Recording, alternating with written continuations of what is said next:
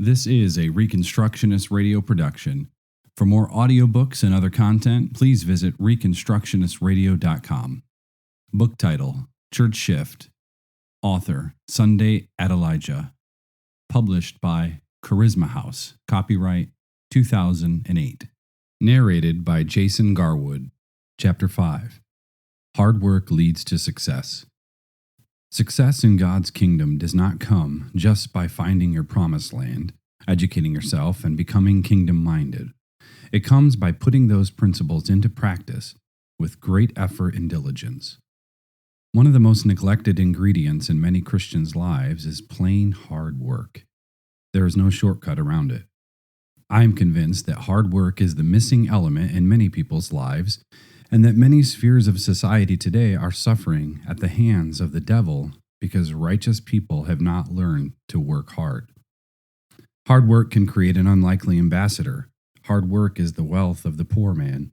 Most anyone can work hard, and God will honor his principles by expanding the territory of hardworking people. Remember that God has exalted his principles above his name. He will not violate his principles. We can't just pray a prayer and expect him to expand our borders.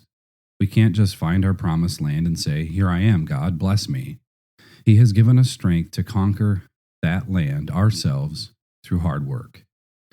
I am one example of how hard work turned a nobody into a somebody. I had to learn to work hard at an early age as a matter of survival.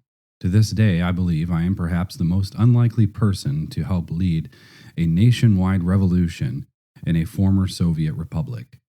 Yet God is using me to disciple a nation, and I am believing him for much more. How did it happen? I believe it was partly because I learned hard work through very unfortunate circumstances. It became my ladder out of a life of kingdom irrelevance. Without father or mother. Unlike most people reading this book, I grew up with no possessions and little opportunity. I never had real parents. I was born to a mother who chose not to raise me and a father I never knew. He was run out of our village before I was even born because people said he was too violent. I never even knew his name.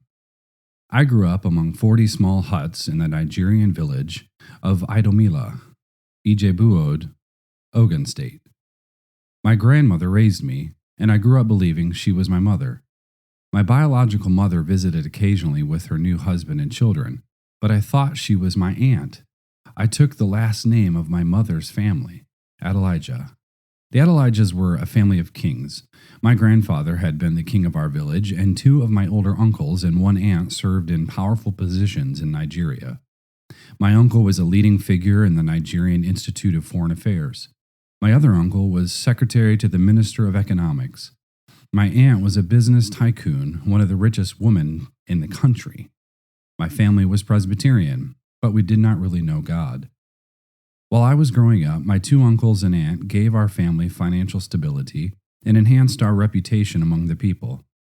In developing countries, families often depend on a few successful people to sustain them. We were not rich, but our basic needs were met, and my cousins and I had enough money to attend school. But when I was 6 years old, a great tragedy befell us. Those 3 family pillars died mysteriously within 6 months of each other. The coincidence was so strange that a major newspaper ran a front-page story asking, was it a tragedy or a curse? Many people believed witchcraft played a role in the deaths. The effect on my family was devastating. Our reputation and our finances plummeted. We were left without leaders. My grandmother, whom I believed was my mother, could hardly cope with the shock of losing 3 of her children. She went into a coma for an entire year. I was 6 years old and had no way to survive. I had no food. I was the only member of my family left in the village with my grandmother, who was now incapacitated with grief. I had no choice but to start working to support myself. I went into the bush and cut down trees with an axe, tied the wood into bundles, and took it on my head to the nearest city to sell for firewood. I used the money to buy food and pay my school bills so I could keep learning. When my grandmother got well, she joined me in the chopping and selling firewood. She also taught me to make a cereal from corn pulp. It was like a breakfast custard. I had 3 jobs when I was just 8 years old, harvesting firewood, making custard, and going house to house saying, "Who wants to buy custard? Who wants to buy firewood?" I kept attending school at St. Paul's Anglican Primary School, knowing somehow that education would provide a better future for me. I had to walk several kilometers barefoot to the city to sell my products and several kilometers more to the school in the nearby village. As I grew into an adolescent, I became ashamed and self-conscious of my jobs. It was humiliating to walk the streets hawking wood and custard, but I had to. There was no other way. Then an even worse thing happened. When I was 15, my grandmother died, and I was left virtually alone. I had to fend for myself, so I rented farmland and began farming cassava, a type of yam. I needed the additional income to finish high school. I needed to buy my uniform, pencils, and other supplies, and the money I made selling firewood and custard was not enough. So I cleared and cultivated the land and grew cassava. People in the village would point me out to their children and say, "He is alone, but he is making a living for himself." I was a good example to them, but I was angry about my life. I thought there was no God or that he was wicked. I had older uncles whom I considered brothers. One had gotten a scholarship and gone to Moscow to study. He urged me to do the same. He wrote me a letter that said, "The only hope you have in Nigeria is to get a scholarship. If you don't finish high school, you will live forever in that village." Scholarships were few and thousands of people applied, but I took his advice and redoubled my efforts to do well in school. I was getting some financial help from my other aunt, whom I considered my sister.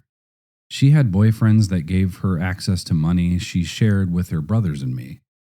But when I was 18, she came by one day and said she couldn't send me support anymore. "I got saved, and I can't have boyfriends again," she told me. I felt like my world had come to an end. I had no concept of being saved or living right. I was living like an unbeliever.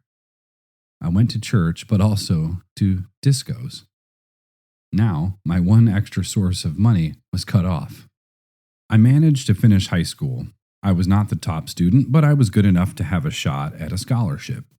At age 18, I left my village to work in a polyester factory in a bigger village. There, I lived with an older relative and applied for a university scholarship. There was a lag time between when I applied and when I would find out if I received the scholarship. I worked all day in the factory, and I liked to come home and relax by watching the news on television. One day, a religious program came on after the news. The preacher caught my attention because he was a dean of mathematics at a Nigerian university. For the first time, I considered the gospel message. I became convinced it was true. I wanted God's forgiveness, so I went into my room and repented of my sins. It felt like 200 kilograms of weight dropped from my shoulders. I went to the street immediately and felt like greeting everyone. I was determined to go to the end of the world and tell people that God is real. I began to work even harder after giving my life to Jesus. Instead of just working my way out of poverty, I was now working for an eternal kingdom. Hallelujah. I could not believe the riches I had found. The gospel completely changed my mind and renewed my efforts. I became serious, ambitious, and determined to succeed in life. I stopped spending my time partying or running after girls. Soon the result of my application came. I had passed my school examinations and won a scholarship to study journalism in the Soviet Union. 6 months after I met the Lord, I left the shores of Nigeria and headed for the heart of the communist empire. I was so new in Christ that I had never even belonged to a church. The blessing of work. Hard work and the favor of the Lord rescued me from a life of oblivion.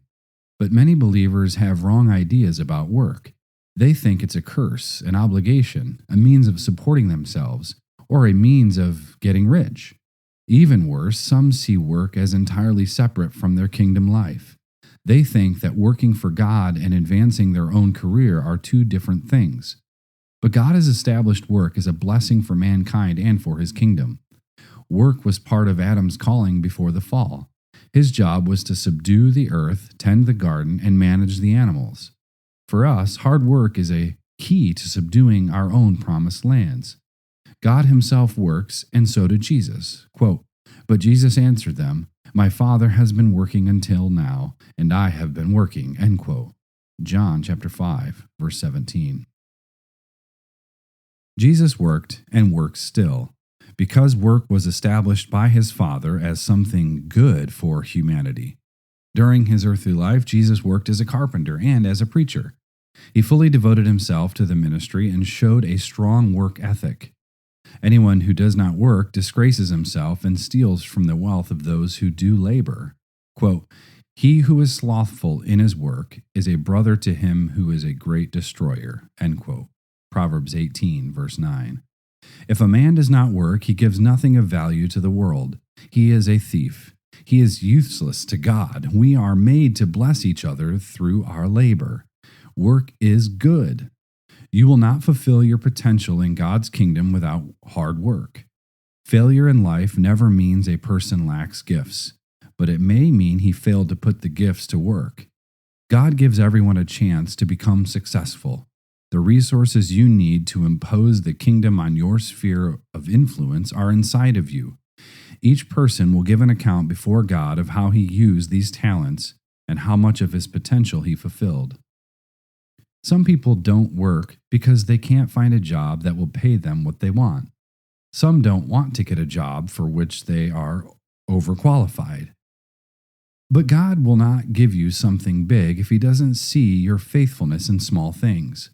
That low-paying job may be your first step toward discovering and ruling your promised land. Some Christians have amazing talents but experience little results because they have not learned to work. Others are nothing but dreamers. They sit and wait for a breakthrough to come, but they forget that success won't drop into their laps like manna from heaven. People who think that God will do everything himself while they just sit around and make big plans are pitiful. A few years ago, our church started a new system of home groups called the System of 12s. We appointed leaders of each group, but instead of actively seeking members, many leaders waited for 12 people to show up to their meetings. When just one person showed up, they came back to us and said, "This system of 12s is ineffective. Nobody came." But they hadn't added the key ingredient, hard work. Work has many side benefits. It gives us money to pay for our basic needs. It keeps us mentally healthy by focusing our minds on something productive. It keeps us out of trouble. It reveals our gifts and helps us discover our potential and abilities. Work is the gift of God to man for him to discover himself. It is the means by which dreams, ideas, and goals become reality. It allows us to become a co-creator with God. It makes us a blessing to other people. It increases our skills and abilities. But by far the most important aspect of work is that it allows us to exercise dominion over all of God's creation. As kings and priests of the earth, we are to do more work and be more diligent than anyone else. Quote, "Whatever your hand finds to do, do it with your might, for there is no work or device or knowledge or wisdom in the grave where you are going." End quote. Ecclesiastes 9, verse 10. Quote, "He who tills his land will be satisfied with bread, but he who follows frivolity is devoid of understanding." End quote. Proverbs 12:11. Only those who know how to work hard will be satisfied with results. God is not obliged to bless people who don't work hard, but he that tills his land will be satisfied with bread. It's time to start working hard for the kingdom. I believe I would still be in that village of Nigeria had I not been forced to work hard. Part of God's favor to me was teaching me that lesson. Let's all work hard to develop our gifts, passions, and callings so we might have maximum impact for Christ. Hard work is necessary to develop the nature and character of Christ in ourselves. And hard work is absolutely critical to successfully bring the principles of God into our spheres of influence and in turn into the life of a nation. Remember how much hard work and battle Israel went through to enter its promised land. Let's train ourselves in this key kingdom principle so the land can become ours for the glory of God. Kingdom principles from chapter 5. Number 1. Hard work is the wealth of a poor man. Number 2, hard work is one of the missing elements in many Christians' efforts. Number 3, God has established work as a blessing for mankind and for his kingdom. Number 4, hard work is a key to subduing your own promised land. Number 5, Jesus worked and works still because work was established by his Father as something good for humanity.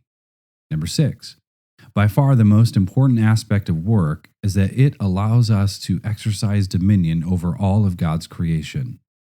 Number 7, God is not obligated to bless people who don't work.